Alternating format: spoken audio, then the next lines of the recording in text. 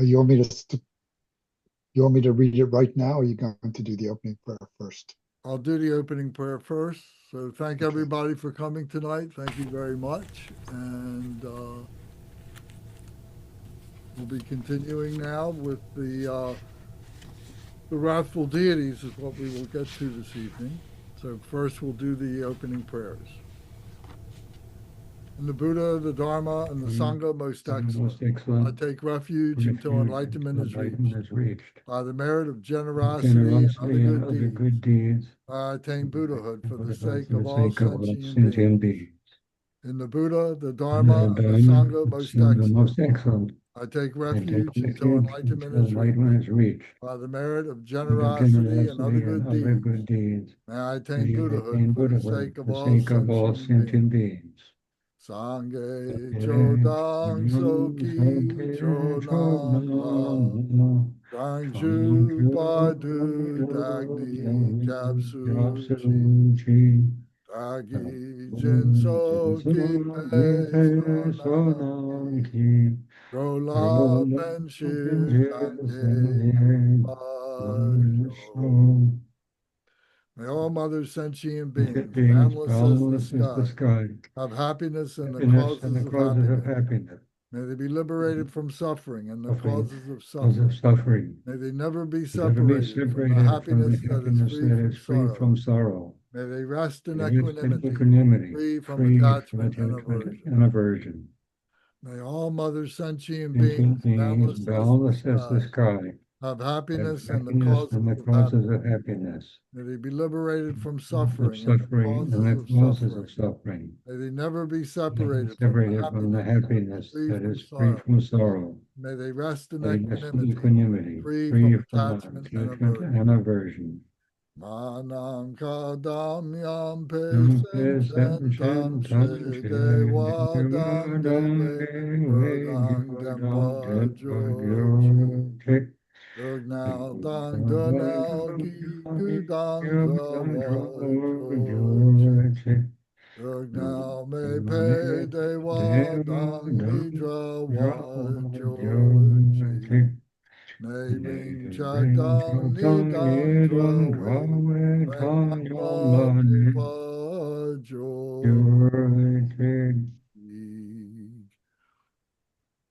Okay, thank you. Bernie, if you'll do the root verses of the 6 intermediate states, please. Okay. Then following French, yes. Okay. Root verses of the 6 intermediate states. According to this cycle of teaching, the circle of birth and death can be seen as composed of 6 intermediate states. These are modalities of existence: our waking living state, dreaming, meditation, the time of death, and the 2 successive phases of the after-death state are defined as defined in the glossary. This poem emphasizes the centrally important perspective that relates to each of these states. It is recommended that the practitioner should memorize these verses and recite them repeatedly while reflecting on their meaning throughout their lives. I bow down to the conquerors, the peaceful and wrathful deities. Alas, now as the intermediate state of living arises before me, renouncing laziness for which there is no time in this life, I must enter the undistracted path of study, reflection, and meditation, taking perceptual experience in the nature of mind as the path. I must cultivate actualization of the 3 Buddha bodies. Now, having attained a precious human body this one time, I do not have the luxury of remaining on a distracted path. Alas, now as the intermediate state of dreams arises before me, renouncing the corpse-like insensate sleep of delusion, I must enter free from distracting memories the state of the abiding nature of reality, cultivating the experience of inner radiance through the recognition, emanation, and transformation of dreams. I must not sleep like a beast, but cherish the experiential cultivation which mingles sleep with actual realization. Alas, now as the intermediate state of meditative concentration arises before me, renouncing the mass of distractions and confusions, I must rest undistractedly I must undistractedly enter a state which is devoid of subjective apprehension and free from the two extremes, and attain stability in the stages of generation and perfection. At this moment, having renounced activity, having attained a singular concentration, I must not fall under the sway of bewildering mental afflictions. Alas, now as the intermediate state of the time of death arises before me, renouncing all attachments, yearning, and subjective apprehension in every respect, I must undistractedly enter the path on which the oral teachings are clearly understood, and eject my own consciousness into the uncreated expanse of space. Immediately upon the separation from this compounded body of flesh and blood, I must know this body to be like a transient illusion. Alas, now as the intermediate state of reality arises before me, renouncing the mere sensation of all terror and fear, I must recognize that all arises to be awareness, manifesting naturally of itself. Know such sounds, lights, and rays to be the visionary phenomena of the intermediate state. At this moment, having reached this critical point, I must not fear the assembly of peaceful and wrathful deities, which manifest naturally. Alas, now as the intermediate state of rebirth arises before me, I must with one pointed intention concentrate my mind and resolutely connect with the residual potency of my virtuous past actions. I must obstruct the womb entrance and call to mind the method of reversal. This is the time when perseverance and purity of perception are imperative. I must give up all jealousy and meditate on my spiritual teacher with concert.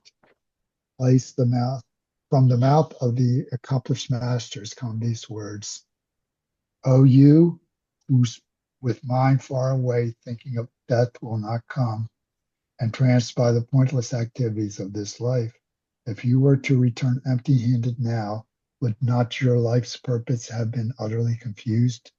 So you should not practice this divine sacred teaching, beginning from this very moment. And it is also said, if I choose not to take the oral teachings of the spiritual teacher to heart, am I not the deceiver of myself? So that's it. Thank you. Natural liberation of habitual tendencies. The 10-branch prayer for the accumulation of merit. Visualize in the space before you the 3 precious jewels and the deities of the 100 enlightened families, and then recite as follows. The branch of taking refuge. Om, Ah, Hum. Om, Ah, Hum. Om, Ah, Hum. I respectfully take refuge inseparably from now until enlightenment in the infinitude of peaceful and wrathful fierce deities, the conquerors gone to bliss, the 3 precious jewels, the meditational deities, the ocean of dakinis, and the assembly of oath-bound protectors within the infinite Buddha fields reaching to the limits of space. The branch of invitation. I request the infinite peaceful and wrathful deities of the 10 directions and 4 times, compassionate emanations embodying discriminative awareness and skillful means, pervading the vast infinite space of reality's expanse, to come to this place for the sake of all living beings.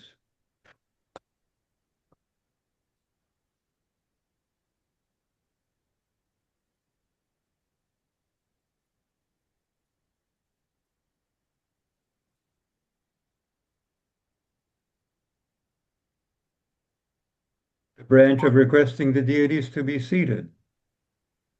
I request that the meditational deities be seated here on sun, moon, and lotus cushions, symbolizing skillful means, discriminative awareness, and their stainless union upon their bejeweled thrones, fashioned in the form of lions and so forth, in an attitude of unblemished supreme delight. Within this mandala of pristine cognition, which is the natural purity of phenomenal existence, the branch of paying homage. I bow down to the assembly of the peaceful and wrathful fierce conquerors, to the father and mother deities and all their offspring, whose essence is the pristine cognition of Samantabhadra, displayed as uncorrupted bliss in the secret womb of Samantabhadri, the branch of making offerings.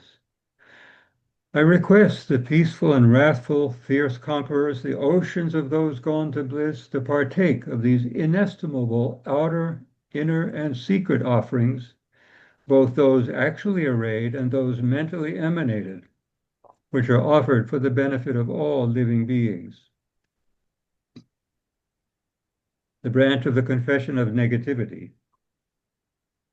I acknowledge and remorsefully confess all my negative obscurations and all my habitual tendencies of body, speech, and mind, beginninglessly influenced by the three poisons which are the accumulating causes for rebirth among the lower states of suffering in psychic existence. The branch of sympathetic rejoicing. I rejoice with great delight in the Buddha fields of supreme bliss, where all phenomenal existence is recognized as the pervasion of reality's expanse. I rejoice in all compassionate acts, in their merits and in their altruistic intention, and in all deeds that are the source of merit and pristine cognition. The branch of turning the wheel of the sacred teachings. I exhort the teachers throughout the fields of the 10 directions, who are as numerous as atoms, to stir from their meditative commitments for the sakes of all sentient beings, and to turn the wheel of the sacred teachings, thus entirely pervading the reaches of space. The branch of requesting the Buddhas not to enter nirvana. I beseech you, O teachers, infinite Buddhas without exception, to remain present and not to pass into parinirvana, and to continue to enact deeds of extensive benefit for the sake of beings, until the world systems of cyclic existence have been emptied. The branch of the dedication of merit to the unsurpassed greater vehicle.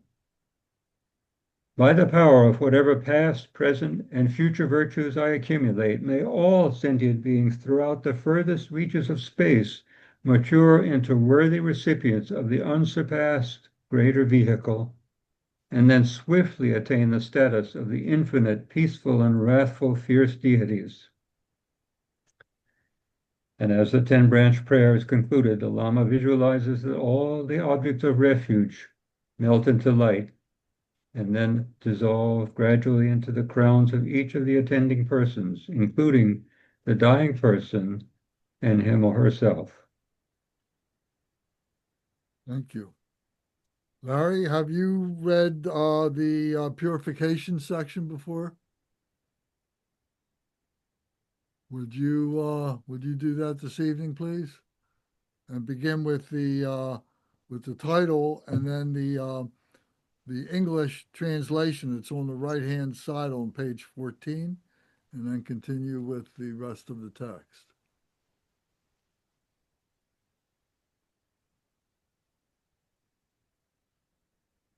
I guess I have, because I had to grab this the last time. It is the unified intention of the body, speech, and mind of the 42 peaceful and 58 wrathful deities of the great Buddha field that displays the wisdom that cuts through all ignorance to manifest their wisdom for the benefit of the enlightenment of all sentient beings. Om Ahum Bodhi Chitta Mahasaka Jana Datu Rulu Rulu Beyond Hum. From the field of reality's expansion, uncreated and pure, within a celestial palace, which is a seminal point of light, pure, unceasing, and radiant, through the natural expansive power of one's own mind, uncontrived and empty. Intrinsic awareness, radiant and empty, arises in the form of Vajrasattva, seated upon a bejeweled throne adorned with lotus arm and sun and moon cushions. By the power of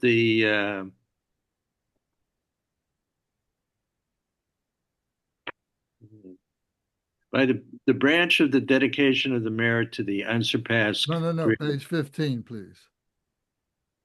14. Oh, that's 13. I'm sorry. The right hand holds a Vajra and the heart, symbolizing the union of awareness of absolute wisdom and emptiness. The left hand supports a bell resting on the hip, symbolizing the union of wisdom, appearances, and emptiness. And the head is adorned with a garland of perfect Buddhas, representing the five enlightened families of the thus gone to bliss.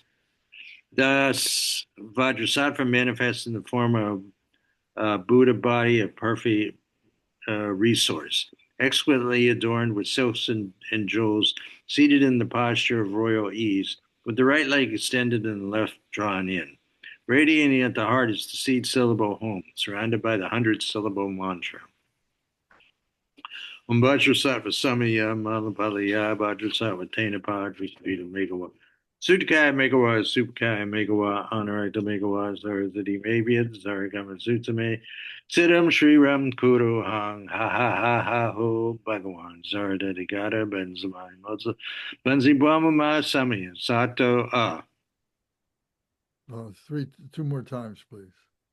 Okay, Vajrasattva Samaya Malapalaya Vajrasattva Vajra Street Megawa Sutakaya Megawa Supakaya Honorakta Megawa Zarzati Mabiyat Zaragama Sutame Sim Sri Guru Hang Ha Ha Ha Ha Ho Bhagawan Zardati Gata Benzamai Brahma Samaya Sato Vajrasattva Samaya Malapalaya Vajrasattva Vajra Street Megawa Sutakaya Megawa Supakaya Megawa Honorakta Megawa Sarasati Mabiyat Zaragam Samay Simshri Kuru Hang Ha Ha Ha Ha Ho Bhagawan Saradati Gata Benzamai Brahma Samaya Sato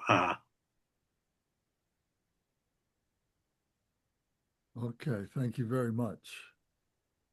Does anybody have any comments or questions about any of these opening prayers that we just recited? Okay. All right, then let me just point out the table of contents, the first page in the text that you have, and we're on the second page of the table of contents, and we're going to speak tonight about part two. Part one was the peaceful deities, and now we're looking at the part two, the wrathful deities or the fierce deities. So here you can see it's broken down by day and so on. And part two is the elucidation of the appearance of the wrathful deities in the intermediate state of reality. So we're still within this Bardo, the intermediate state of reality, and the peaceful deities were there to be able to help us to move through the state of the time of death and the appearance of the peaceful deities in the intermediate state of reality. So the peaceful deities, if you happen to have the mandala that I sent to you, and just for reference, so the Buddhas, the peaceful deities, the Buddhas and consorts are the purification of the five afflictive emotions and the five wisdoms and the five benefits. So they are the purification of the five afflictive emotions, to say it again, through the five wisdoms and the five benefits. So we spoke about that, and they are listed on the mandala. So unless anybody has any question about any of that, we'll continue and move to the next mandala, and the image of the 58 wrathful deities. So here I'm going to share this. So if you have this, so this particular image here, You can see these are the 58 wrathful deities, or the fierce deities. So in the center, we see, so these are the emanations of the 5 peaceful deities. So here would be the emanation of Samantabhadra. Here, this bottom location here would be the emanation of Vajrasattva Ascobia, and this would, Varanchana, excuse me. This would be on the lower left would be the emanation of Vajrasattva Ascobia, and the upper left would be the emanation of Ratnasambhava. On the upper right would be the emanation of Amitabha, and the lower right would be the emanation of Amagoga City. So we're going to read the explanation of these and so on, but these are wrathful deities. They are standing on a lotus pedestal, and they are actually dancing. They're in a dancing posture, and they have the sun disk is what you see on this wrathful as the wrathful deities dance on this sun disk, the disk of wisdom. The peaceful deities are standing on a moon disk, so it's white. This is yellow golden color. So both are present, although we don't see in this case the white disk, the moon disk would be underneath, would be below the sun disk, and the reverse would be true in the case of the peaceful deities, where the moon disk would be what the deities would be sitting on, but and the sun disk would be beneath the moon disk in the case of the peaceful deities. So they're in a dancing posture, which shows that they are in movement. They are moving with the vicissitudes that are present in the human realm, that are present in our lives, that are present in phenomenal nature, and so on. So that's an explanation as to why one group is sitting, the peaceful deities are sitting, and the wrathful deities are in a dancing posture. They have different hand implements, which we're going to read in a couple minutes. Their hair is on fire, showing their intense power and so on. They're burning wisdom, the fire of wisdom, and they are their mouths are joined between the consort and the male deity, and has the 5 skulls showing the 5 transformations of the wisdom deities into the reality of peace and absolute nature. They have a tiger skin lower wrap around them, and they are completely enveloped in the fire, in the flames. They have wings coming out from their back. So these are some of the attributes of the wrathful deities. Another thing that you will notice about the wrathful deities is that they are surrounded by these dakinis or yoginis that are half human, have human bodies, but they have animal heads. So we're going to understand, we're going to find out what that means, but they are wrathful deities also to help the being who is in the bardo here to be able to recognize their nature, and to be able to be rescued by these deities in order that they might be able to attain enlightenment while in the bardo of reality. If they do not manage to be able to be rescued, then the beings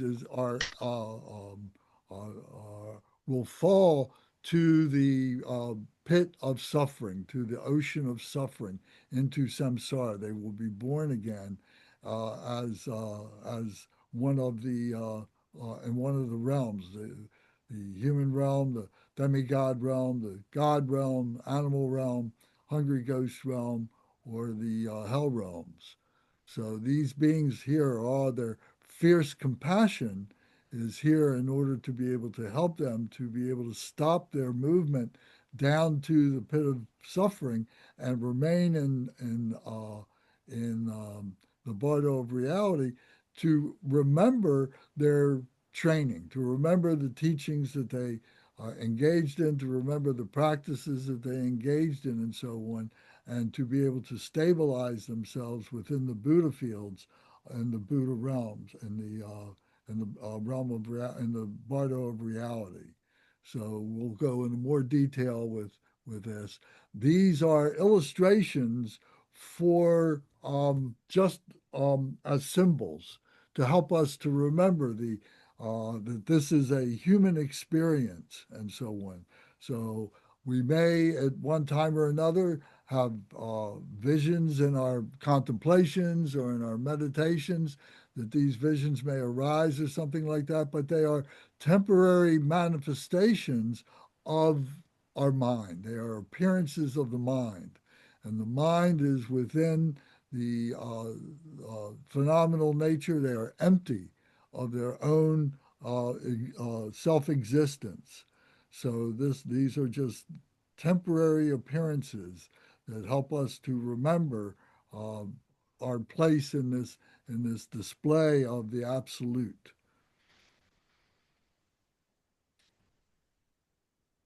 So so the wrathful deities, these deities here, the wrathful, the fierce deities, I always try and remember to call them the fierce deities because the wrathful is connotates to me an element of hatred, aggression, and but they are powerful compassion. You could say that their wrathfulness, their aggression, is towards the negativity of the emotions and so on that were not pacified by the peaceful deities. So their wrathfulness, their displeasure of those negativities and so on is what is animating them in this field of activity that they are engaged in. But that's a more subtle meaning. I think that be able to think of them as fierce, that their fierce compassion is what is being actualized in their being able to neutralize, if you will, that negativity. So we say that the Herukas are respective of the interior channel branch of the skull within the brain. So they're within the brain, they are within the mind, they are within the intelligence, and they are the natural transformation of the six dissonant mental states.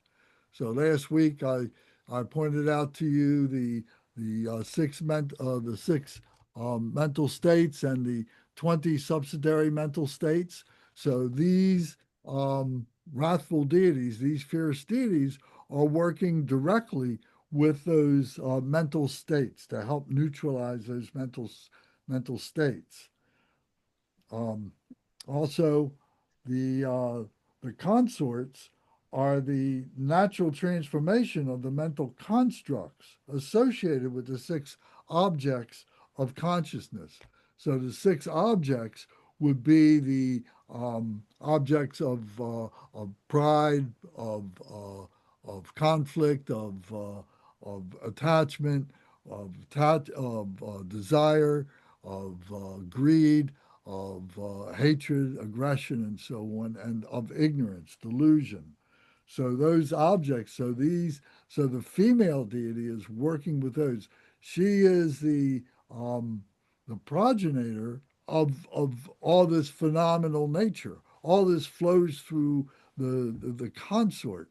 So she is there to be able to uh, support the male activity of guiding those beings of her creation through the process to be able to purify and to be able to attain the peacefulness of the enlightenment, of the liberation.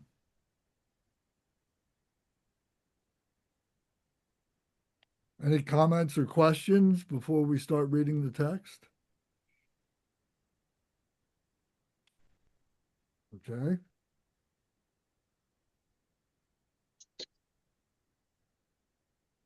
So then I'm going to go to, excuse me,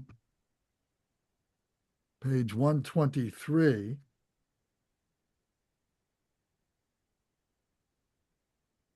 No, I'm sorry. We're still in the, my bad. We're still in the main practice, so we haven't gone into the Bardo Thodol quite yet. So we are here.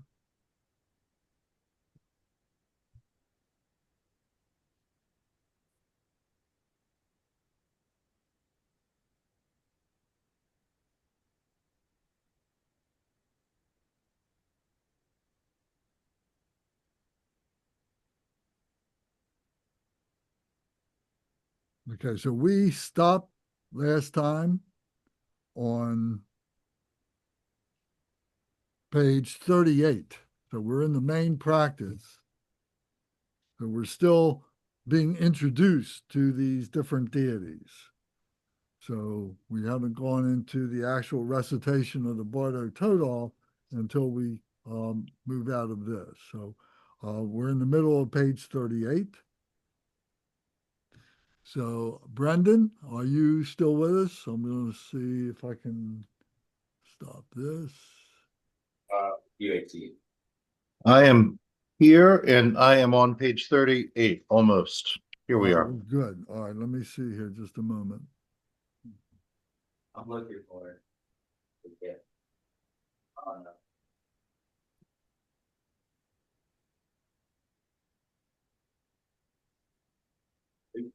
All right. If you will recite for us from page 38, the middle part of 38, where it says Om Ah Hum, and continue through to the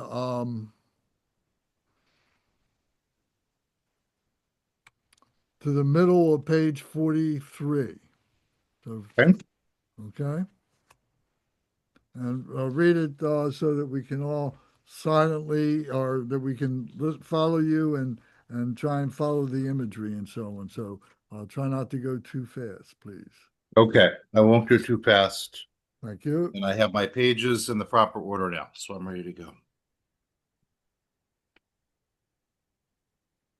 Om, ah, hum. At the crown center of oneself, visualized as Vajrasattva and the celestial palace of the blazing skull, within one's brain, amidst an expanse of light composed of flaming seminal points of rainbow light, is the assembly of blood-drinking deities, Herukas, wrathful deities, standing in clusters. Om, ah, hum. In the central channel branch of the skull, within one's brain, amidst an expanse of light composed of flaming seminal points of rainbow light, stands Samathabhadra in the form of Mataraha Heruka. He has 3 faces, brown, white, and red, and 6 arms. The 3 right arms brandish a vajra, a katvanga, and a small drum, and the left hold a bell, a blood-filled skull, and a noose of entrails. Mahat Tara Heruka is joyously and invisibly embraced by Krodasvari. May these 2, the central male and female consorts, guide all beings to liberation. Om, ah, hum. On a throne in the central channel branch of one's skull, amidst an expanse of light, composed of flaming seminal points of rainbow light, stands Vairocana in the form of Buddha Heruka. He has 3 faces, reddish-brown, white, and red, and 6 arms. The 3 right arms brandish a wheel, an axe, and a sword, and the left hold a bell, a plowshare, and a blood-filled skull. Buddha Heruka is joyously and indivisibly embraced by Buddha Krodeshvari. May these two, the blood-drinking deities of the Sugata family, guide all beings to liberation. Om Ah Hum. On a throne in the eastern channel branch of the skull, within one's brain, amidst an expanse of light composed of flaming seminal points of rainbow light, stands Vajrasattva Akshobhya in the form of Vajra Heruka. He has 3 faces, dark blue, white, and red, and 6 arms. The 3 right arms brandish a Vajra, a skull, and an axe, and the left hold a bell, a blood-filled skull, and a plowshare. Vajra Heruka is joyously and indivisibly embraced by Vajra Krodeshvari. May these two, the blood-drinking deities of the Vajra family, guide all beings to liberation. Om Ah Hum. On a throne in the southern channel branch of the skull, within one's brain, amidst an expanse of light, composed of flaming seminal points of rainbow light, stands Ratnasambhava, in the form of Ratna Heruka. He has 3 faces, dark yellow, white and red, and 6 arms. The 3 right arms brandish a jewel, a katvanga, and a club, and the left hold a bell, a blood-filled skull, and a trident. Ratna Heruka is joyously and indivisibly embraced by Ratna Krodeshvari. May these two, the blood-drinking deities of the Ratna family, guide all beings to liberation. Om Ah Hum. On a throne in the western channel branch of the skull, within one's brain amidst an expanse of light, composed of flaming seminal points of rainbow light, stands Amitabha, in the form of Padma Heruka. He has 3 faces, dark red, white and blue, and 6 arms. The 3 right arms brandish a lotus, a katvanga, and a mace, and the left hold a bell, a blood-filled skull, and a small drum. Padma Heruka is joyously and indivisibly embraced by Padma Krodeshvari. May these two, the blood-drinking deities of the Padma family, guide all beings to liberation. Om Ah Hum. On a throne in the northern channel branch of the skull, within one's brain amidst an expanse of light, composed of flaming seminal points of rainbow light, stands Amoghasiddhi, in the form of Karma Heruka. He has 3 faces, dark, green, white, and red, and 6 arms. The 3 right arms brandish a sword, a katvanga, and a mace, and the left hold a bell, a blood-filled skull, and a plowshare. Karma Heruka is joyously and indivisibly embraced by Karma Krodeshvari. May these two, the blood-drinking deities of the Karma family, guide all beings to liberation. Om Ah Hum. To you, the 12 central male and female blood-drinking deities, I bow down, make offerings, take refuge, and pray. As soon as we, the deceased, die and begin to transmigrate, at that very moment when the visions of the intermediate state of reality dawn, and we, the deceased, roam alone in cyclic existence, driven by the deep-seated confused perceptions, may the conquerors, the male wrathful blood-drinking deities, draw us forward, leading us on a path of radiant rainbow light, which is the 5 fully perfect, pristine cognitions. May the assembly of wrathful female deities, queens of the expanse, support us from behind, and thus encircled may we be rescued from the fearsome passageway of the intermediate state and be escorted to the level of an utterly perfected Buddha. Om Ah Hum. That's good. Thank you very much. You're welcome. So right now, does anybody have any comments or questions about these Herukas? These are the Heruka is the Sanskrit word that translated into English is blood drinking deities.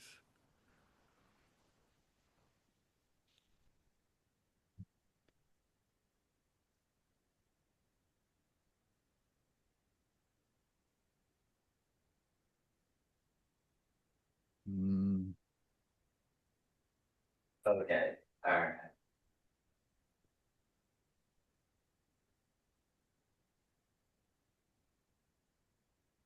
Lance, can I ask a question? Please. This is, I mean, even for someone very well trained in the Dharma, this experience of the Bardo after death would be overwhelming. Do we believe that people that have no training at all, no reference of the Dharma whatsoever, people of other faith traditions would go through this themselves after they die? Well, it's a really good question. And the answer is that if you were to look in the mirror and transpose your face into the face of each one of these deities, Oh, you would yeah. realize that these deities are symbolic Oh, of you, of each one of us. So these deities aren't literal deities that everyone sees, but the um, the intensity of their energy is what we would recognize. You know, how powerfully are we trying to overcome our negativity, and how passively are we not becoming overcoming our negativity and falling away and so on, so that these deities become what we might say evil looking or wrathful looking because we're misinterpreting what they're doing. So it's ourselves that are being seen here as human beings, that we are these beings are manifesting as a result of our karma. If our karma was pure enough that it was more or less actualized when we were in the peaceful realm, when we were in the peaceful part with the peaceful deities, we would not have gotten to this point. We wouldn't have needed to get to this point. So, so now we've gotten to this point. So now that peacefulness has transformed into this powerful energy to be able to pacify, to be able to enrich, to be able to overcome our our emotions, our negativity, our confusions, and so on. So again, to answer your point, we would not be seeing these deities as literally like this. These are illustrative anthropomorphications to shock people into practicing, and because we practice this in our meditations in the waking state, in our bardo of living, so that when we go to the bardo of death, we're prepared for these situations. So I tried to make that as concise but as comprehensive as I could. What do you get out of that? What does that mean to you? I think you did a really good job of explaining a profoundly difficult concept.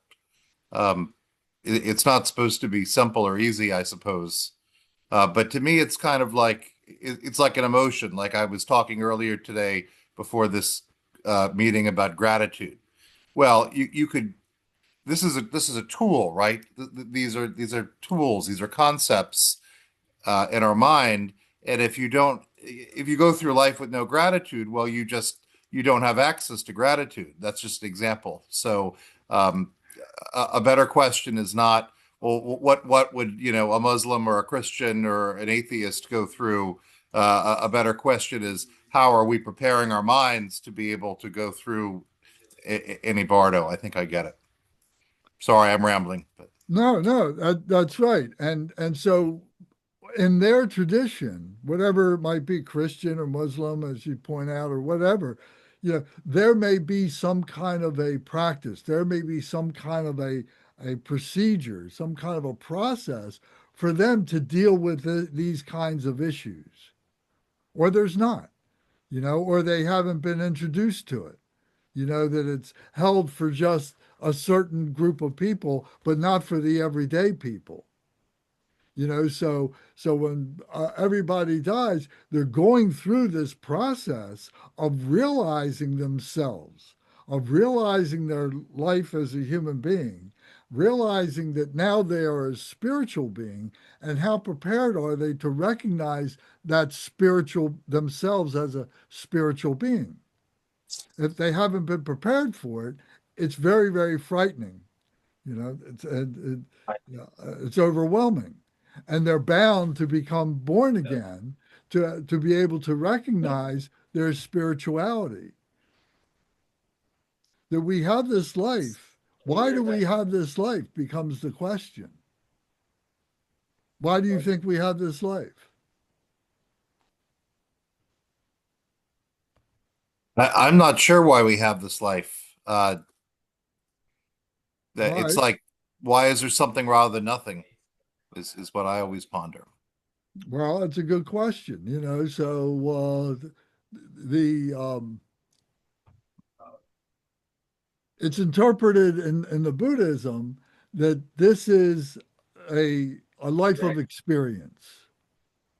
The reason why we have this life is to be able to have this experience, to realize what it is to be a human being, what it is to have suffering, what it is to have bliss, and to be able to perfect that, and to be able to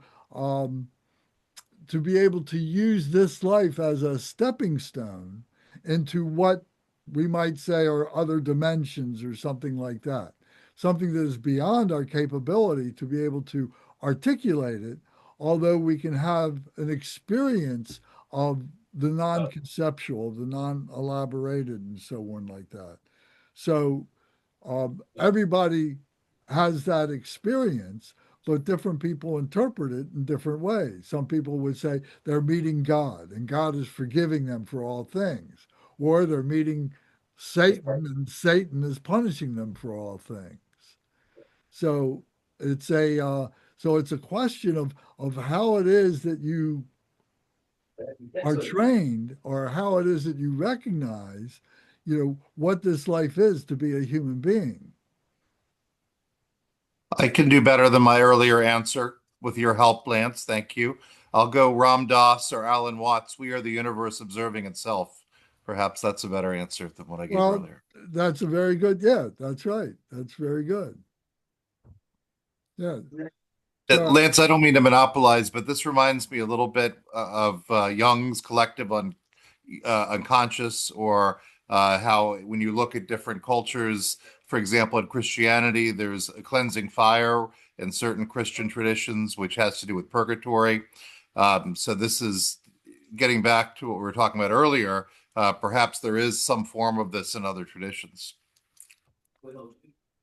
yes, some form of purification or whatever. Because that's what we're going through when we go through the Bardo of death and go into the Bardo of reality. What is becomes obvious, or like we start thinking about, we become a mental body again, where we're thinking and we can reflect upon our previous life and so on. And how do we purify that? How do we get to the point of no thought? How do we get to the point of no concept? Because that's where the freedom is. To put it in other terms, we want to be free. We want to be free of thought. We want to be free of form. We want to be free of phenomenal nature. So how do we do that? The Buddhism is very articulate in being able to explain this. Excuse me. So remember, what we're trying to do here tonight and through this series of talks is to introduce you to this process. And I'm not the best person to be teaching this by any means. I'm not that skilled in it, and my presentation skills are limited as well. But what I can do is try and share with you uh, some of my experience, plus that these processes are present for us and are part of the purification process. If we want to be able to um, learn how to move through the bardos, to recognize the bardos, this is an introduction for you to do that. There's other teachers, there's other books, and the invitation is for you to engage in the listening to the teachings, to the study of the teachings, to reading the scriptures, to contemplating their meaning, and then to be able to have the transcendent experience of the meditation, where you go beyond all that articulation, you go beyond all that intellectualization, and you become the reality of what these deities are, but not in this overt, fierce form like this, but as a very powerful compassion that you are exerting to be able to purify yourself. So, just to put it another way, as quickly as I can, when you see your children about to do something that is going to cause themselves or somebody else great harm, would you forget about yourself and you would put yourself into utmost danger and rage to be able to save them? Well, that's what these wrathful deities are doing. They are enraged. They are showing their fierceness, their rage, to be able to save you from yourselves.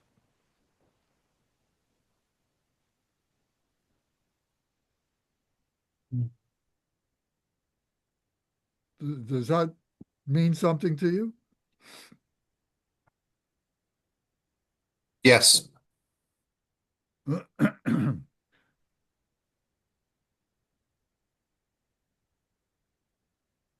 One of the features, the physical features, is in the wrathful deities, you see that they have these big round eyes, and they have their two visual eyes, but they also have their wisdom eye at their forehead, and they're round.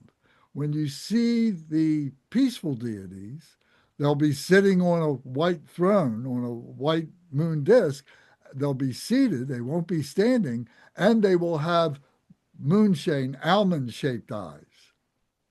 So those are characteristics that you can see in the statues and different illustrations. If they're just black and white line drawings or something, you can tell, whether they're a wrathful deity or a peaceful deity just by those kinds of attributes, the shape of their eyes and what their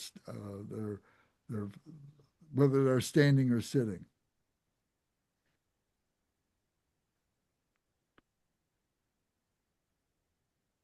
So thank you for bearing with me on this and being able to help. So for instance, this Mahatara Heruka, this one in the center, who is the emanation of Samantabhadra, who is the primordial Buddha, so pure, unborn, and so on. And he is the transformation of fundamental ignorance. That's what he represents, the fundamental ignorance into pure awareness. And his consort, Krodhesvari, is the natural transformation of the mental construct associated with sensory spectrum of phenomena. So she's very comprehensive. These two are the primordial Herukas. And here is Buddha Heruka, who is the natural natural transformation of delusion into pristine cognition of reality's expanse, to be able to recognize the pure light, the clear light of the pristine cognition of the expanse.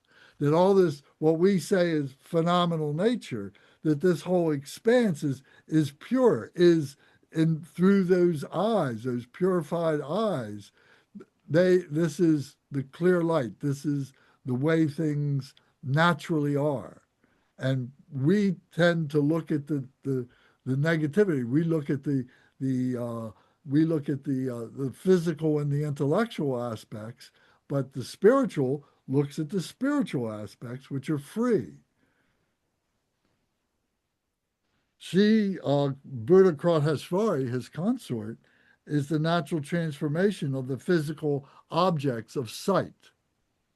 So it's the purification of the sense of sight.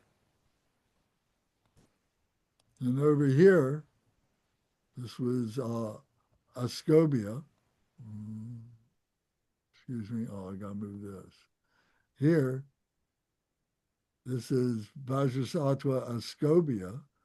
The Vajra Heruka is the natural transformation of aversion, hatred, aggression into the mirror-like pristine cognition. So you see that these are representative of the five wisdoms, the five wisdom Buddhas that we talked about before. The five wisdom Buddhas are the peaceful deities, and these are the wrathful aspects, emanations of them, the fierce aspects of them.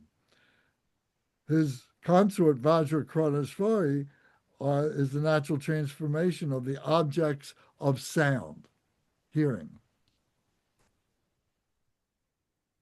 And here is Ratna Heruka. Ratna Heruka in the southern channel branch is the transformation of pride into the pristine cognition of sameness. So the purification of pride. His consort, Ratna Krodhesvari, is the transformation of the objects of smell. So Krodhesvari, the words Krodhesvari is Sanskrit for queens of the expanse or queen of the expanse. So that's the representation. So then this is the Vajra family, this is the Ratna family before it was the Vajra family, and so on. So here is Amitabha, or I should say Padma Heruka, and of the Western Channel branch, and he is the transformation of attachment into the pristine cognition of discernment. And his consort Padma Krodhesvari is the transformation of the objects of taste. And then the last one here is Karma Heruka, is the Northern Channel branch, the natural transformation of envy into the pristine cognition of accomplishment.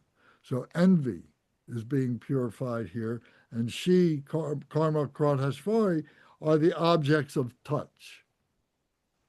So again, why have these attributes or whatever been assigned to these particular deities and so on? These are reasons for contemplation. These are reasons for study. These are reasons that will lead you to a meditative experience where you find that all these things all come into an interconnection with each other. And the separation that we're seeing here now all becomes one thing. And then we separate things like putting things through a filter, putting objects through a lens or something like that. And we look at all this individual stuff. But in the absolute, it's all the same thing. And, so all these mental things that we put together all kind of melt into each other and melt into this absolute nature, being free of all this description and analytics and so on, which no longer become necessary. We do this for our own sake, to satisfy our own ego, to be able to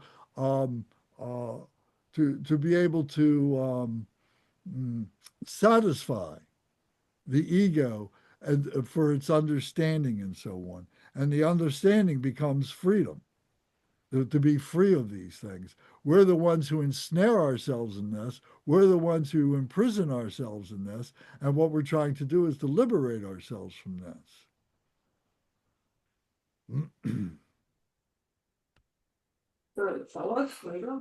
I think I'm getting this. So they're trying to liberate us from attachment and aversion. So they're trying to help us do that. So if you're worried about a girlfriend that broke up with you 20 years ago or 2 weeks ago, or you're worried that the Dallas Cowboys aren't going to win the Super Bowl, all this nonsense that people get so upset about, you can look back at your own life and say, well, that doesn't bother me anymore. But there's still things in our lives today that bother us. And my own harsh judgment of myself as a parent or something like that, that is important to me, but that's still an affliction, right? That's still something that these deities can help me work my way out of. Do I have it kind of right? Well, yes, and we're not turning our back on those things, but we're not being deluded by those things. We're not being attached to those things. We're not hating those things, have aggression or jealousy or greediness about those things. We're enduring those things. But to be able to get us through in order that we help other beings. The point here is that as human beings, if we take on the job of always helping other beings, we're avoiding our ego centric behavior and so on. We're giving the ego a job to help other beings. And if we're let go of any delusion attachment to that, then we're moving in the right direction. We're moving along the path. That's what we need to be able to do. As we get further along, our next life, we may not have the family that we had this time. We may choose not to have the family this time. We may choose to have a different kind of a life, a simpler life. We may decide to live in a certain different place, or we're looking for parents who are going to be able to provide that kind of education for us and so on. But we still have this life to deal with. We can't turn our back on this life, but yet we have to have an aspiration for the future.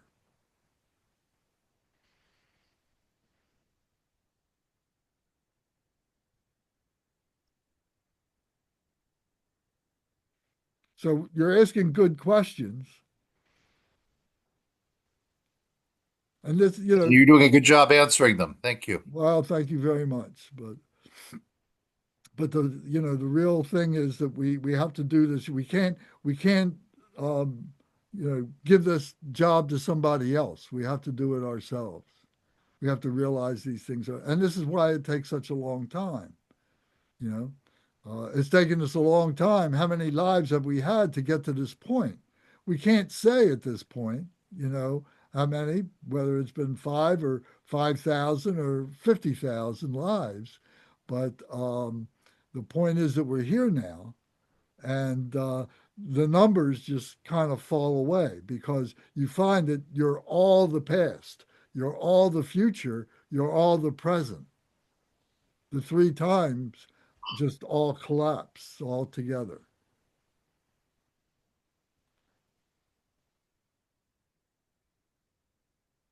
Anybody else have any thoughts or comments or questions?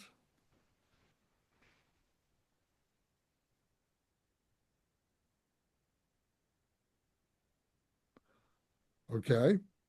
So, Pemidorje, do Yes. you have any insight that you could pass on about the symbolism of the different implements that the different fierce deities are holding, like the skulls and the mace and the swords and things like that? Are they just meant to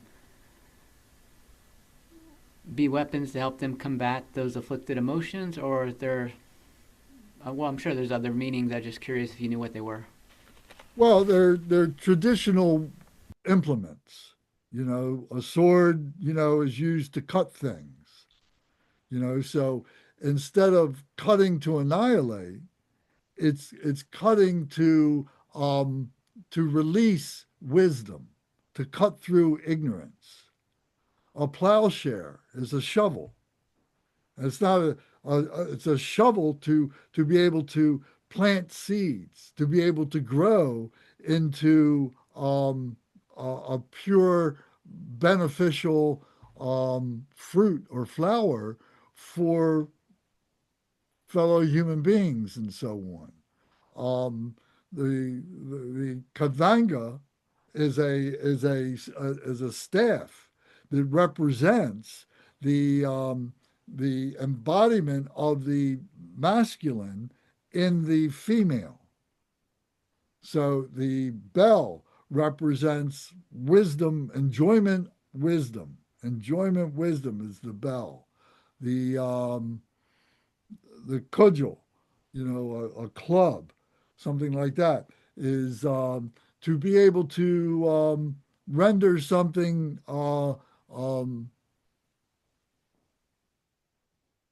I guess I could say, inactive in order to be able to be rescued. All these things can be used for a positive thing. We have to find the positive function result of each of these implements. What else is there? There's a mirror to be able to see oneself, to be able to see that all things are appearances. They're temporary appearances. They're impermanent. It's just a temporary image. So the mirror, the bow and arrow the bow is the wisdom, and the arrow is the compassion. From the wisdom, from the power of the wisdom, you can shoot the compassion, the skillful means, and aim it at a direction to be able to overcome negativity and so on. So a good guide for this are those books that I recommended to you a couple of 3 weeks ago, those iconography books that I sent you a link to for the PDF for that. There was the Nepalese Buddhism, which is the Tibetan Buddhism, and there's a whole section in there about these implements. So you can read about those. You can see those and everything. So I think, part of this whole thing is to help you to recognize the purity of the resource, that this is the Buddha of the resource, the natural purity of resource.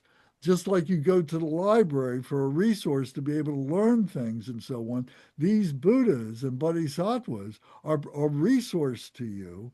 And to be able to learn to read these diagrams and these symbolic references and so on, to be able to read them, to be able to understand how they are part of our everyday life and so on. We do things a lot like this already, but now we're doing it with a spiritual point of view. Before it was all just physical and intellectual. Now we're opening ourselves up to our spiritual body and seeing everything in a spiritual context. So these become our resource to be able to do that. That's the Sambhogagaya. Okay. I can't claim to know the meaning of it, but I just asked the artificial intelligence in Microsoft for the answer, and it gave something which is at least somewhat useful, and I'll just read what Microsoft has to say about it. Skull cups symbolize the consumption of ego, desire, and attachment. Drinking from them represents transformation of passions into wisdom. Weapons, swords, axes, tridents, daggers represent cutting through ignorance, duality, and illusion. The wrathful aspect is not about violence, but about the uncompromising destruction of delusion. Animal-headed forms. Each animal head embodies instinctual drives or karmic tendencies. For instance, a bull-headed deity may symbolize stubbornness or raw power, while a bird-headed deity may represent transcendence. Flaming staffs or clubs symbolize burning away of obscurations and impurities. Fire is purifying, not punitive. It represents the fierce compassion that eradicates ignorance. Human remains, have severed heads, entrails, bones. These gruesome objects remind the consciousness of impermanence and the futility of clinging to the body. They shock the mind into recognizing the emptiness of form. The deeper meaning. The Tibetan Book of the Dead emphasizes the wrathful deeds are manifestations of the mind itself. They are not external beings, but projections of karmic imprints and mental patterns. Wrath as compassion. Their terrifying appearance is meant to break through habitual clinging. Wrathful compassion is fierce but liberating. It forces recognition of the truth, liberation through recognition. If the deceased recognize these visions as minds are display, they can attain liberation. If not, fear drives them towards rebirth in lower realms. The objects held by wrathful deities, skull cups, weapons, flaming staffs, and human remains, are symbols of transformation, impermanence, and the destruction of ignorance. They are not punishments, but mirrors of the mind, designed to shock consciousness into awakening during the Bardo journey. So that's what Microsoft has to say about the Well, no, that's really great, and that's the perfect resource. You see, that's an example of using. Yeah, well, I'm relying on the artificial intelligence more and more. I don't trust it completely, but it's often helpful. Well, I look at everything like that, and you gotta seek it out for yourself. You have to experience it all for yourself.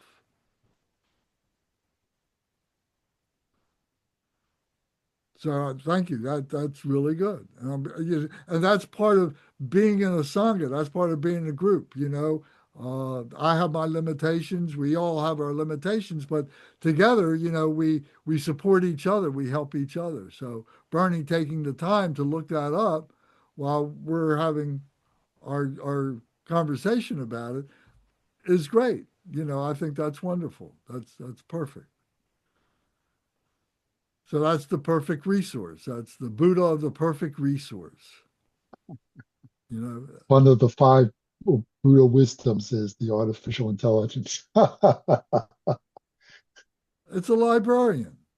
It's a library. It's pulling from different sources. I don't know Yeah. exactly where. And it's They up to always us give to take it in footnotes. and Yeah, digest it and figure out yeah, how to use it for yeah. ourselves. But yeah, it's a good subject to use because a lot's been written on the Tibetan Book of the Dead, so it has a lot of things it can look at.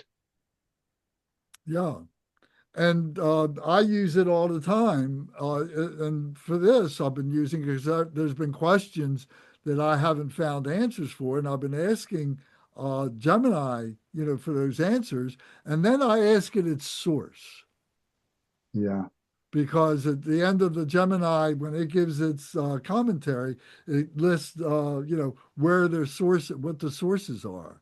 And in some of those cases, I've already got those books, but in other cases, it bears that I'm going to go get some books, some more books.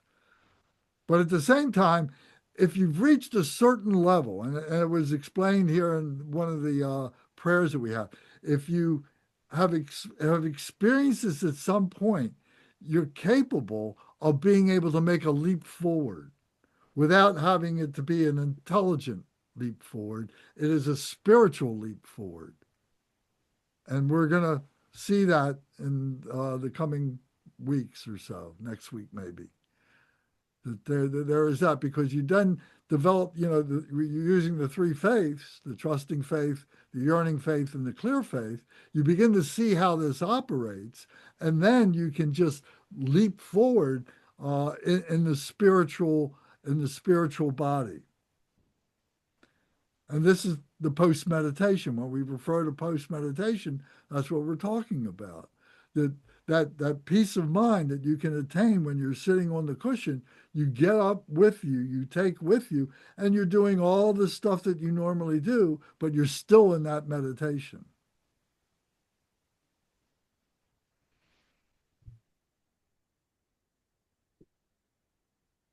Okay. Any other comments or questions?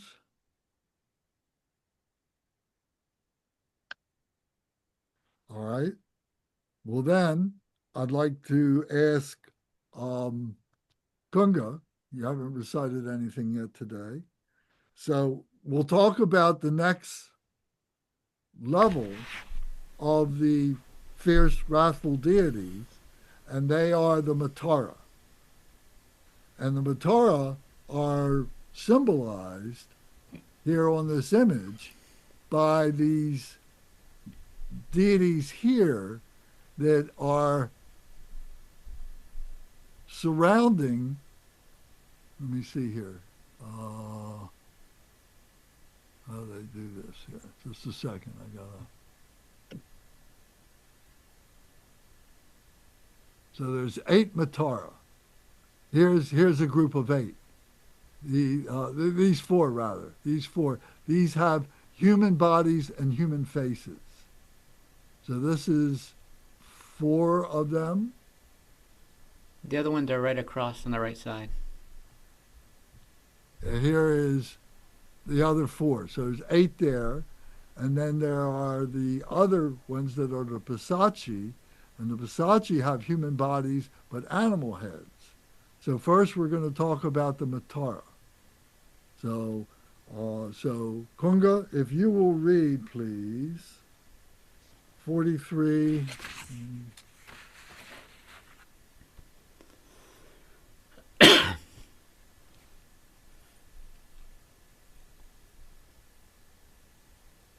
Just a moment.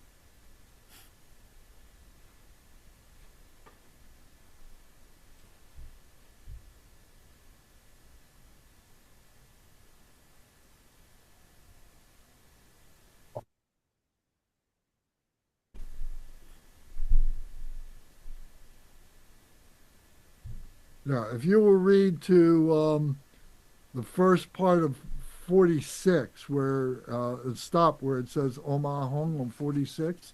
So if you'll read from 45 to 43.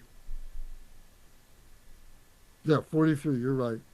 43 to that section there will be great, and then we'll talk about it. Om Ahom. Amidst an expanse of light in the eastern channel branch of one skull stands Gari, white in color, holding a human corpse cudgel and a skull. Amidst an expanse of light in the southern channel branch of one skull stands Kori, yellow in color, shooting an arrow from a bow.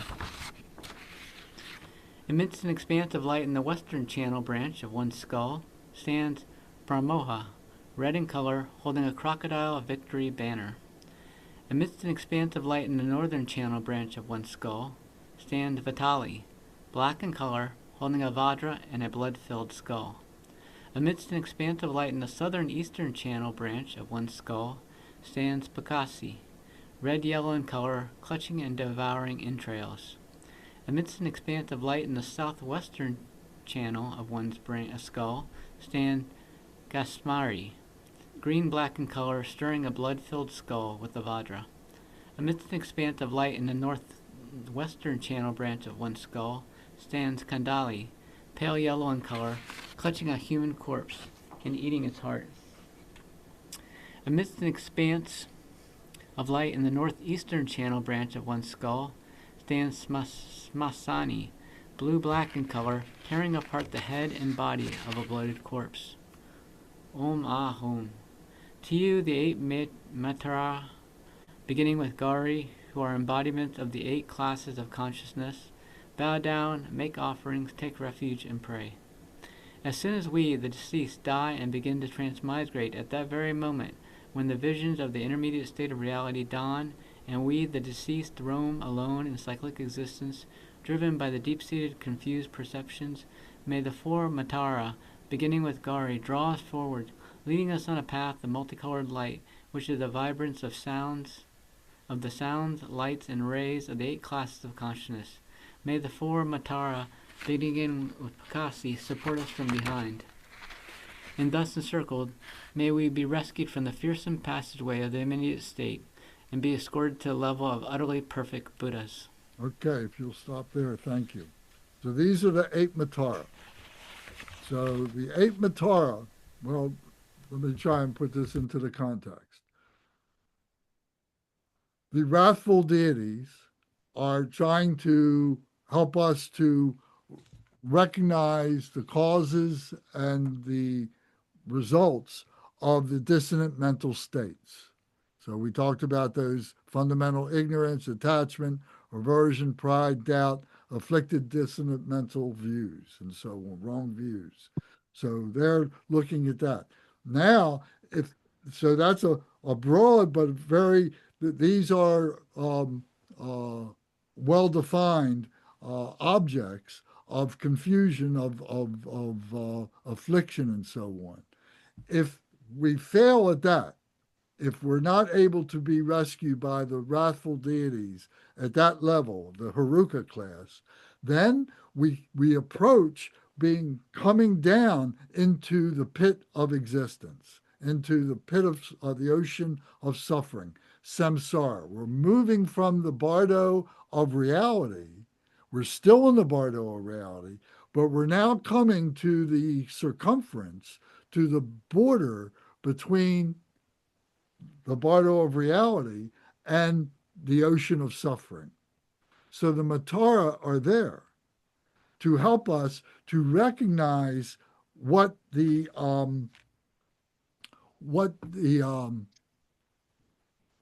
excuse me, you have to forgive me here for a second. What the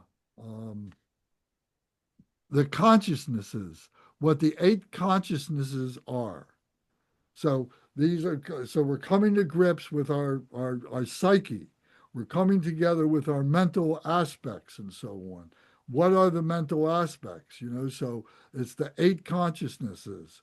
So the first 5 are our 5 senses: our sight, our hearing, our smell, our taste, and our touch. And then the 6 is the brain that processes the information that's coming in from those consciousnesses. It's not making any judgments at this point until it gets to the next level, which is the 7th consciousness, which is the egocentric, is the I, me, mine. Here I am. I'm seeing this. I'm hearing that. I'm tasting that. I'm processing this, and I'm saying this is good for me. This is bad for me. I can use this to manipulate other people. I can use this to help other people. So the 7th is the I, me, mine, is the egocentric consciousness. The 8th consciousness is the consciousness of the karma, the alaya consciousness, the storehouse consciousness, which is the results of those processes, of the process of the I, me, mind that's creating this karma: good karma, bad karma, nondescript karma. Whatever it is, it's holding on to that. And I'm such a great meditator. I can do such a wonderful thing. And the ego takes over, now becomes a strong, proponent of their power and what they can do for other people. The other side of that is that they see that as an attachment. They recognize that as attachment. Or they are doing negative things. They're causing negative problems for people and so on like that. And they're gaining in their own aggrandizement by doing that and so on. So these are things that are the results of the ego doing these things: good deeds, bad deeds. And this storehouse consciousness is what we're tied to. Oh, am I going to be a good person in the next life? Am I worried about that? Everything I do, I'm worried that I'm not going to be a good person in the next life and so on. Instead of just saying, oh, I'm just going to be relaxed, things are going to take care of them, will take care of themselves, because it is what it is, and I've got to allow this nature to work itself out, and I take responsibility for what I do. And I'm not going to worry about this. I'm not going to let it be a concern for me. So the Matara are helping us to do this. So in this case, from the top down, we're coming down from the peaceful deities, we're coming to the wrathful Herukas, now we're coming to the circumference, the outer ring of the ocean of suffering, and these deities are there to help block us from falling into the pit. Or if we're coming from the bottom up, Remember, we've used that analogy, that metaphor, that we're coming from the bottom up. We're coming out of the ocean of suffering. We're in the ocean of suffering. These Matara are there to grab our hands because we're trying to be rescued, and they're grabbing our hands and pulling us out of the ocean. So from the bottom up, they're pulling us out of the ocean. From the top down, they're blocking us from going into the ocean. So depending on where we are, and in this case, we're working from the bottom up. We've gone through the top down many times because we've died many times and we've been born many times.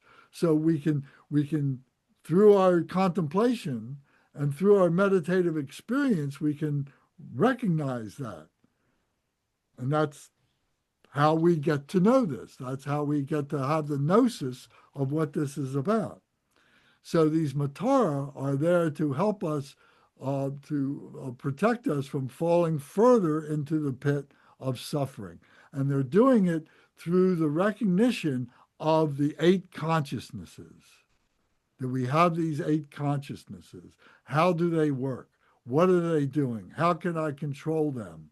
How can I use them to rescue myself?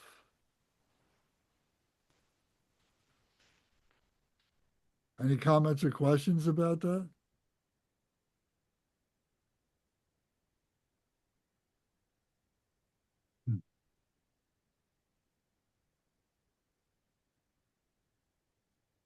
Okay. Then we'll go to the next group, which are the 8 Pisaci. So the 8 Pisaci now are these, they have bodies of humans, but they have heads of birds, different birds in this section here. Let me move this. And here they are other animals, some other animals. We're gonna be introduced to them. We'll see what they are. So we're gonna see that in just a moment. So Kunga, can you continue reading then from where you left off? That was at the page 46 where it says Om Ahung, and read through to the end of page 48. So it's page 46, 47, and 48. If you can read that, please. Om Ahum. Amidst an expanse of light in the outer eastern channel branch of one skull stands lion-headed Simamuki, brown-black in color, carrying a corpse in her mouth. Amidst an expanse of light in the outer southern channel branch of one skull stands tiger-headed Vagirmukai, red in color with 2 arms crossed. Amidst an expanse of light in the outer western channel branch of one skull stands fox-headed Sirigalamuki, black in color, eating entrails. Amidst an expanse of light in the outer northern channel branch of one skull stands wolf-headed Savanamuki, blue-black in color, tearing apart a bloated corpse. Amidst an expanse of light in the outer southern eastern channel branch of one skull stands vulture-headed Gridamuki, white-yellow in color, carrying a corpse draped over her shoulder. Amidst an expanse of light in the outer southwestern channel branch of one skull stands kite-headed Kankamuki, red-black in color, carrying a large human corpse. Amidst an expanse of light in the outer northern western channel branch of one skull stands crow-headed Kakamuki, black in color, brandishing a skull and a sword. Amidst an expanse of light in the outer northeastern channel branch of one skull stands owl-headed Olakamuki, dark blue in color, holding a vajra. Om Ahum, to you the 8 Pisaci, beginning with Simamuki, who are embodiments of the 8 sensory objects. Bow down, make offerings, take refuge, and pray. As soon as we, the deceased, die and begin to transmigrate, at that very moment, when the visions of the intermediate state of reality dawn, and we, the deceased, roam alone in cyclic existence, driven by the deep-seated confusion perceptions, may the 4 Pisaci, starting with Simamuki, draw us forward, leading us on a path of pure, radiant, multicolored light, which is the purity of the naturally manifesting 8 objects of consciousness. May the 4 Pisaci, starting with Graidamuki, support us from behind, and thus encircled may we be rescued from the fearsome passageway of the intermediate state, and be escorted to the level of an utterly perfect Buddha. Okay. Om Ah Hom. No, that's it. That's it. Please. Okay. Okay, very good. All right, so now, did we lose Brendan, or is he just off my screen?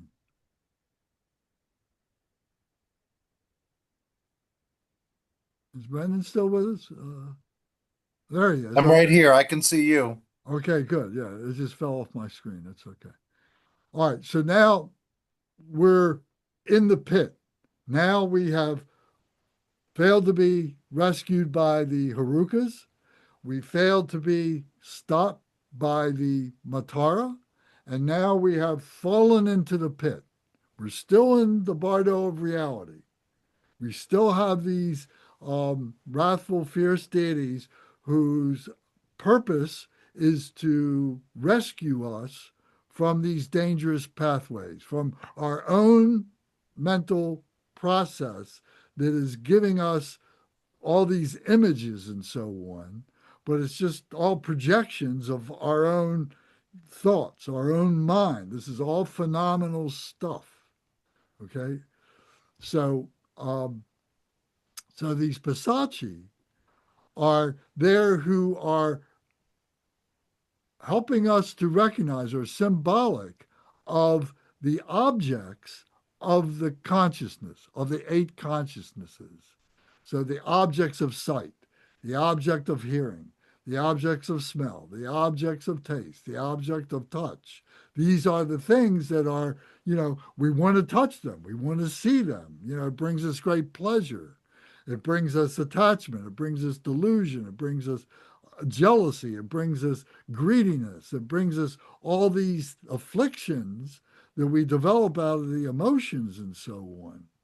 So, so they are the objects of that. The objects of being a human being. Oh, I want to be a rich person so I can afford to have all these luxuries, that I can have all these pleasures and so on.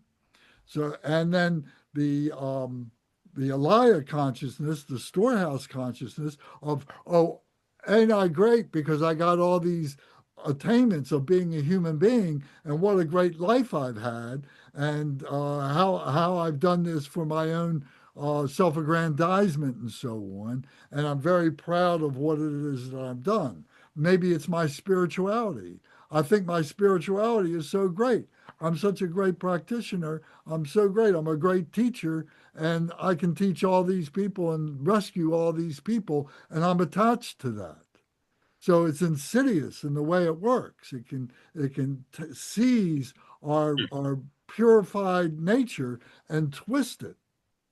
So this is what happens in the mental body, in the mental mind, and so on. And this is what's beginning to happen as we're falling further and further away from the peaceful deities. So we're in the pit of existence now, the ocean of suffering, and these Pisaci are like swimming around. They are agitating the ocean. They are keeping it so that we don't sink to the bottom. They are keeping us within reach of the surface where we can figuratively raise up our hand and be pulled out by the Matara. The Matara can rescue from this. The Pisaci are keeping us agitated so we don't sink to the bottom. And then the next step is to go through and to become born again, to go through the process of finding another body and so on like that. So there's still some levels to go through, but once we sink to the bottom and we get pulled in, it's like going into quicksand or something like that. We lose our ability to be mobile. We lose our ability to be rescued by the Matara and so on. So, so they are helping us to recognize those objects of our consciousness and how it is that we become addicted to them, how it is that our mental awareness, our mental body becomes influenced by them and becomes deluded by them and so on. So the Pisaci are there to help us to recognize that. So they have these animal heads, either of birds or of these other animals, and because they are indicative of delusion. They don't know what they're doing. They're doing things just for the sake of being able to procreate, or the sake of being able to eat, or being able to survive in one way or another. They're acting very animalistically. The Matara are human, or more like human. All of this is us. All of this is within ourselves. And all of this is can be that we can recognize other beings, other humans, other situations to be acting like Matara, to be acting like Pisaci, to be offering us help in one way or another so that we can rescue ourselves. The same with the Buddhas, the Heruka Buddhas. There are those people who are like capable of shaking us, of being able to say, don't you realize what you're doing to yourself, and so on. And do we recognize this? And then the same with the peaceful deities. All this is working within ourself. So these deities, these wrathful deities, are in our brain. All this is in the brain. Before we were talking about the hero awareness holders. They're in our throat. They recognize our habitual tendencies. These recognize our mental misconceptions. Our mental misconceptions. Remember, there's three obstacles to enlightenment. Three obstacles to enlightenment. One are the afflictive emotions. One is the mental misconceptions. And the other ones are the habitual tendencies. And we need to purify those obscurations.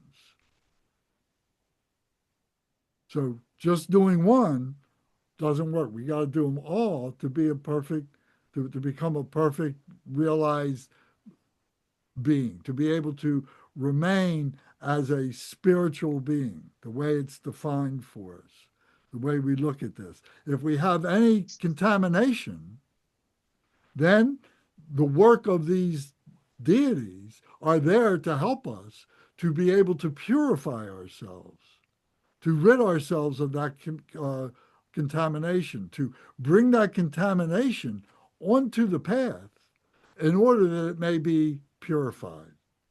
So that's why we say, in the Mahamudra, it's bringing all this onto the path, and we find that it's all empty of its own nature, all this negativity, all this positive, all the duality is all empty.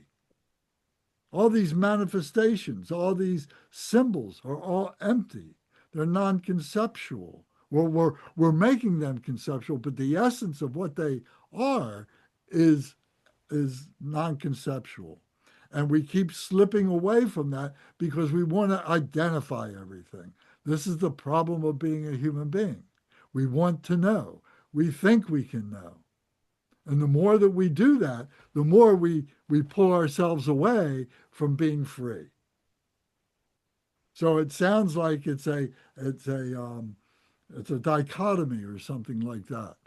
I can't think of what the word might be, but we're causing our own problem. We keep causing our own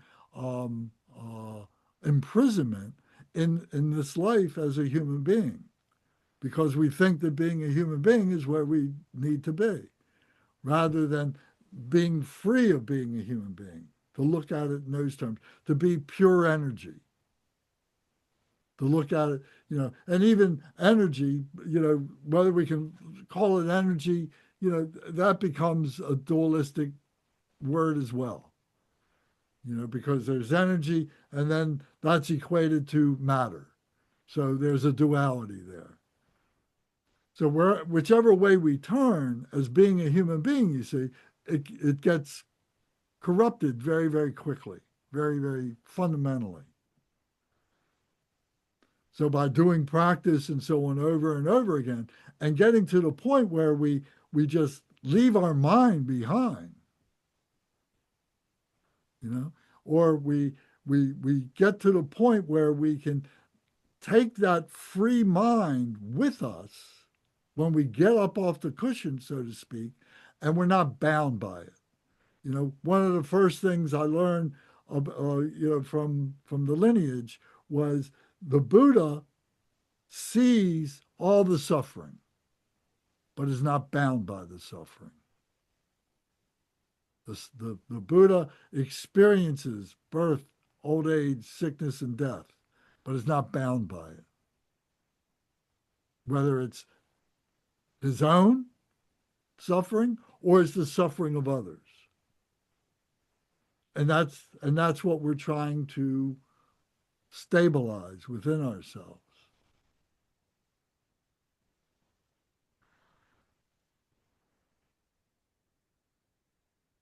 I've got a conversation that I had last week with Gemini, and it's let's see, it's 15 pages of some Q&A that I did with Gemini regarding the Mataraha and the Pisaci, and I'll send it to you. I got, it's a PDF. I can send it to you, and you can read it. You can print it, whatever you like. If you want me to print it for you and mail it to you, I'll be happy to do it. But in one part, I say, well, what are your sources? And you see, because some of these things are not explained, directly in this one book that we have, but it's bringing other books and other teachings, other conversations together. And this is, again, where AI is very powerful and meaningful and so on, and helpful to us as a librarian this way, because it brings these other disparate things. Because I've wondered about these Mataraha and the Pisaci for a long time, just what some of the finer points of them are. My mental metaphor for them has been as the rescuers and the agitators.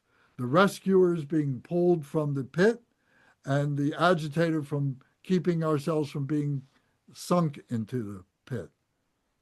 So now I have more information to be able to understand it a little bit better, and it just fits into place.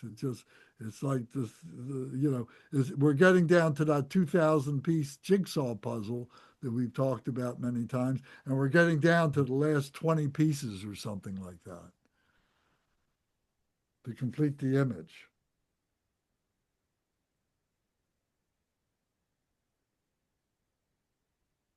So there's one more group that, how much time do we have? Well, we don't have much time. I have a question. Sure. When you're going through the Bardo, Yes. these things appear to you Your like mental misconceptions is what appears to you, not these images. These images can appear to you, but you're fabricating them. What do you mean you're fabricating? Well, now you've been introduced to them, so now they're part of your psyche. So now, now there's a propensity for us to say, oh, I just saw Mahatara Heruka, something like that. And you think, oh, that's real.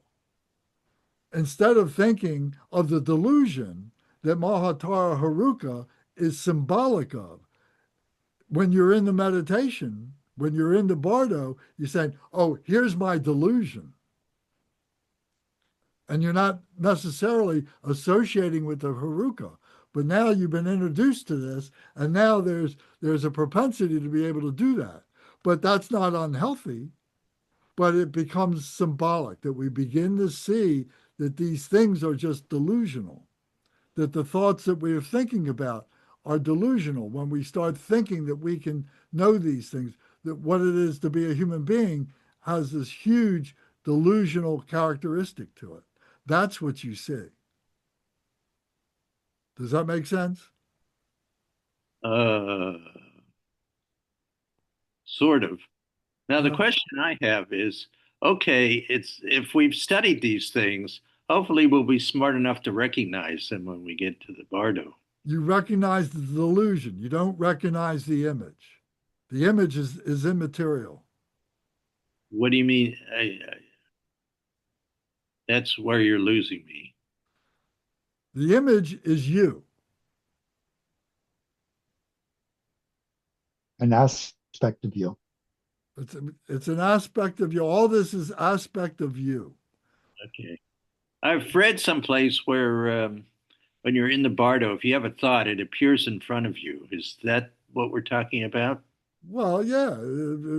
How does a thought come to you? When you think of a thought, where does it come in front of you? Does it fill your head? How does a thought come to you? Have you ever had the sensation of a thought arising? Oh, well, of course. Well, yeah. Well, that's the point. And All what we're right. So, trying to do is get to the point of non-arising, or at all the right. very least, of not paying attention to that which arises. Okay. But suppose, I don't know, suppose you're a Catholic. You don't know anything about these things. That's right. So you look at it, so it's in Christian terms, it's in So, Catholic terms. so They've what? got they've got a whole system that goes into this. If you got the key to go into the basement of the Vatican, they've got books that are speak of these things in their terms. This stuff is not exclusive to Buddha.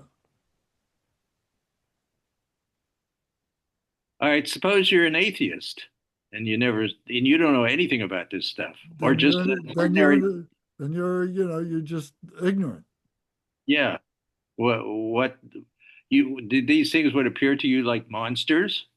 Maybe, I don't know. The images are, like I said, immaterial. It's the mental misconception is what appears to you, wherever that misconception is. However, it manifests in the fabrication of your mind.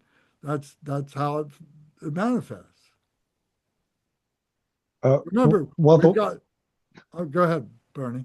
the way I think of it is it's sort of like dreams, and dreams are going to speak to you and or come to you in whatever symbolic language that you're familiar with. They generally having to do with your recent contents of your life. But here we're talking about dreams, sort of like dreams, but they're coming from a deeper level. We're coming from the level of your karma. It's because they're coming from a deeper level of your consciousness. They're more profound, and they're going to manifest to different people in different ways. But basically, what's the content of your consciousness is going to be manifested as you as an external experience, just as in dreams the contents of your consciousness is manifested to you as external appearances. Yes. Anyway, that's the way I think of it. Yeah. Well, I agree with that. You know. I see monsters every day. I see the hell of a reality realized too late. I'll never hold my 3-year-old daughter again because she's 18. And I didn't appreciate that when I could have done that as much as I should have. That's a monster, right? In a way, that Well, if you concept. allow it to manifest to go to that degree, yes. If it becomes a demon that it seizes your life and your attention and your energy, then that's a demon. But if you have a way to neutralize that and forgive yourself, that's what we're looking for, a purification of that affliction. And it's very simple.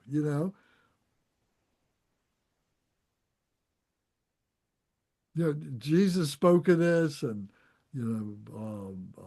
Krishna speaks of this. The Book of Revelations is the is the story of this conflict. The Bhagavad Gita is the story of this conflict.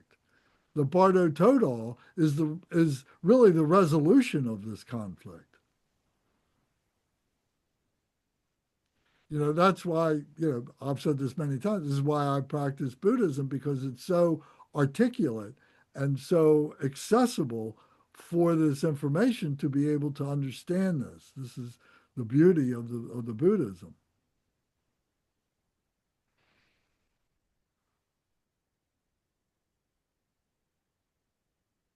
But remember, we've got three bodies. We got a physical body, we've got an intellectual body, and we got a spiritual body. Problem has been that we've been completely absorbed in the physical and the intellectual. And we think we can intellectualize our way into enlightenment. But the spiritual body is pure unto itself.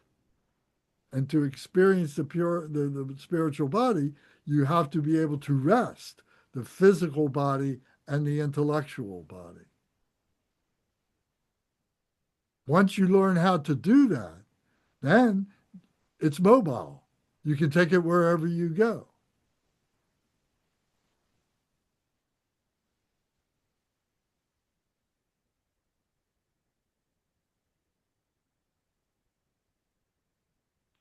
Okay.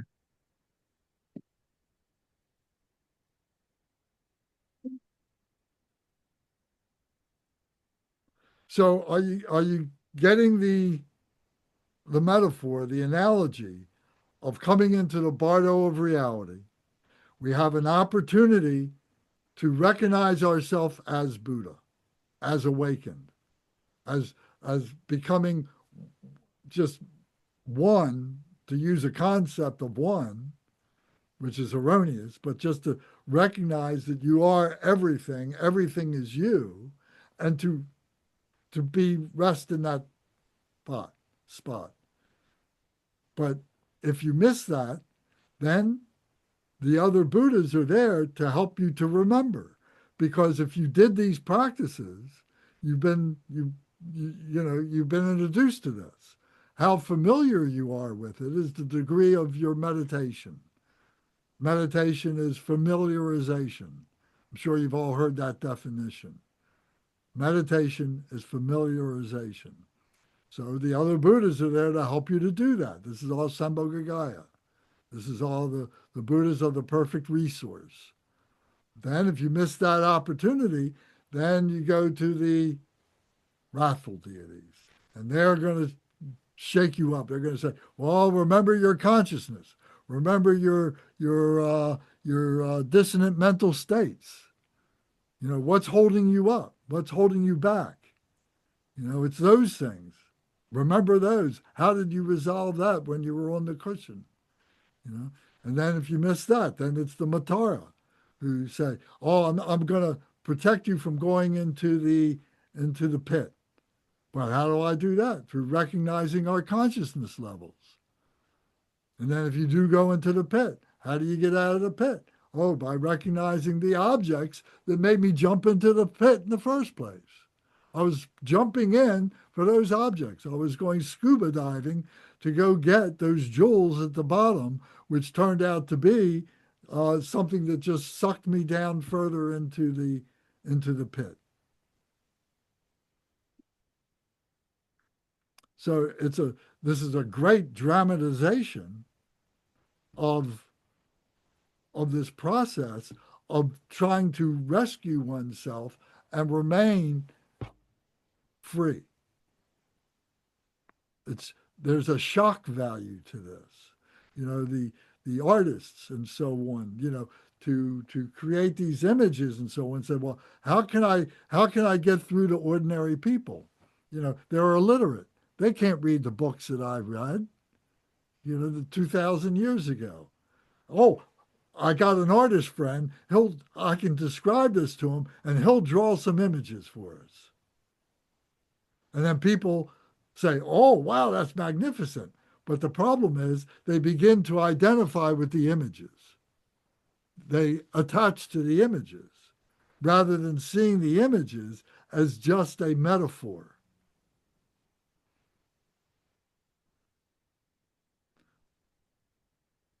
So like everything else that we do, we have to go through the process. The Buddha realized when he was 6 years as a meditation, as an ascetic, he realized that he had to respect the body. If he didn't respect the body, he couldn't think. If he couldn't think, he couldn't comprehend all these disparate thoughts and so on like that. And he couldn't be able to let that come to an exhaustion, to a point of being able to say, oh, this is all too, it's all fabricated by me as a human being, but there's something else. If I just rest, then the meditation arises, then the spirit arises by itself.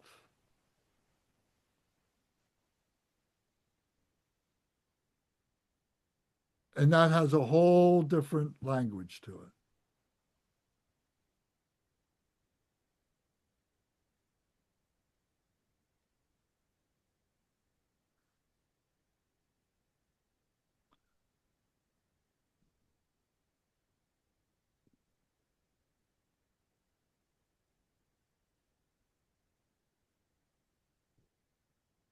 All right, well, the time has come. I'm glad to answer any questions. It's 9 o'clock. We should do our dedication. So quickly, if Kunga, if you would, it's important to do a dedication. We got to close this, but we got to close it properly. So we just can't leave it hanging. So go to page 200 and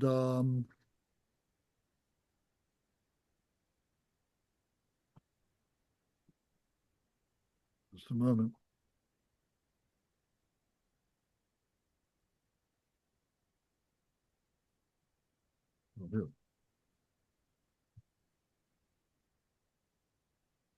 Go to page 211 and read, recite to the end of 213. It's important. We have to close this by recognizing the merit of the wisdom that we have exposed ourselves to.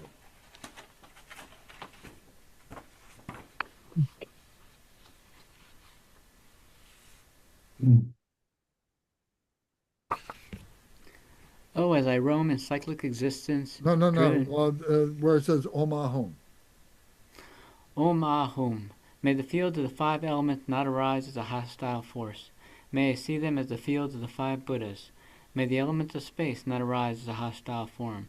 May I see them as the field of the Blue Buddha. May the elements of water not arise as a hostile force. May I see them as the fields of the White Buddha. May the elements of earth not arise as a hostile force. May I see them as the field of the Yellow Buddha. May the elements of fire not arise as a hostile force. May I see them as the field of the Red Buddha. May the elements of wind not arise as a hostile force. May I see them as the field of the Green Buddhas. May the awesome sounds, lights, and rays not arise as a hostile force. May I see them as the infinite field of the peaceful and wrathful deities. May the rainbow-colored elements not arise up as a hostile force. May I see them as the fields of the manifold Buddhas. May I recognize all sounds as my own sounds. May I recognize all light as my own lights. May I recognize all rays as my own rays. May I spontaneously recognize the characteristics of the intermediate states. May the fields of the 3 Buddha bodies be manifest. Samaya. Read the first paragraph on the next page. Aspirational prayer which protects from fear of the intermediate states. When my life course is ended and I roam alone in the intermediate states, the loved ones of this world can no longer help me. So at this critical time, may the conquerors, the peaceful and wrathful deities, quickly release the power of their compassion, and may the deep darkness of my ignorance be dispelled.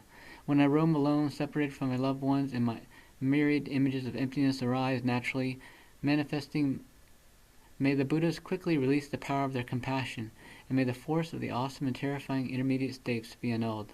All right, now please go to page 218 and read that.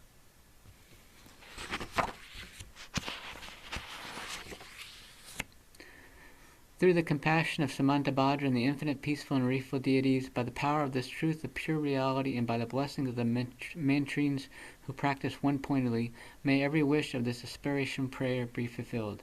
Samaya. Om. Ah. Hum. Om. Ah. Hum. Om. Ah. Hum. May my body, speech, and mind become inseparable with the body, speech, and mind of all the enlightened ones for the benefit of all sentient beings. Thank you guys for hanging in and paying attention. Thank you, Bhima. See you next Thank week. you. Lance. Good night, everybody. Good night. Thank you. Good night, all. Good night. Thank you very much.